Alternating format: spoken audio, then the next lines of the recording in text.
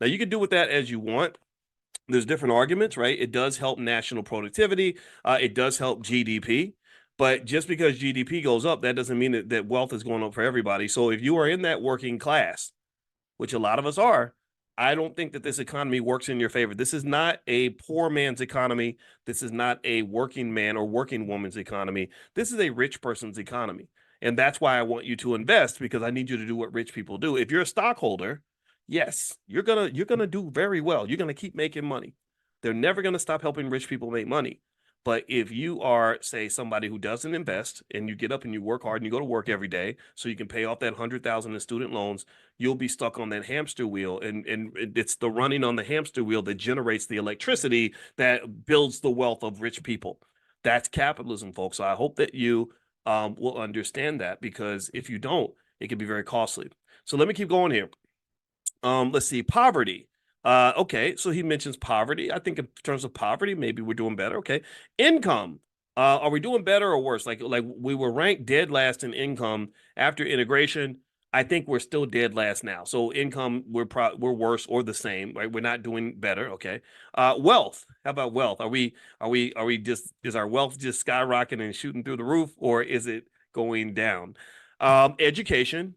How do you feel about education? Do you feel like our kids are just getting a pristine education in all these nice public schools in all these big cities, or do you feel like that's kind of an issue?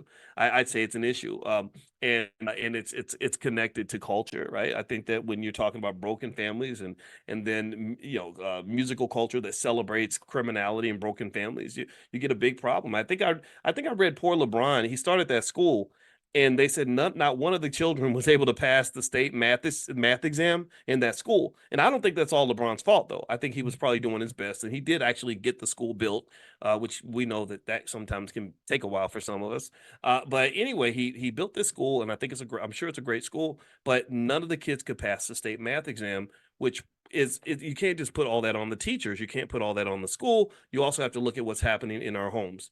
And I think that what happens in our homes that's what we can control, and that should be a paramount concern for all of us. What else? Criminalization.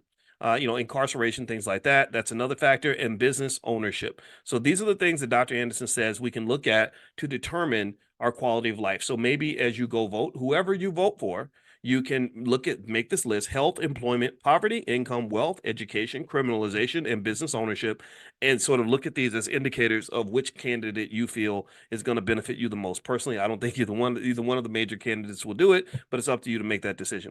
These data show that blacks are fixed at the bottom of every negative indicator and bear a disproportionate share of social pathologies. Underclass status is evident when, in public discourse or policy, blacks are ignored, no longer mentioned or acknowledged by name as a group. Black Americans must use their exceptionalism to change direction.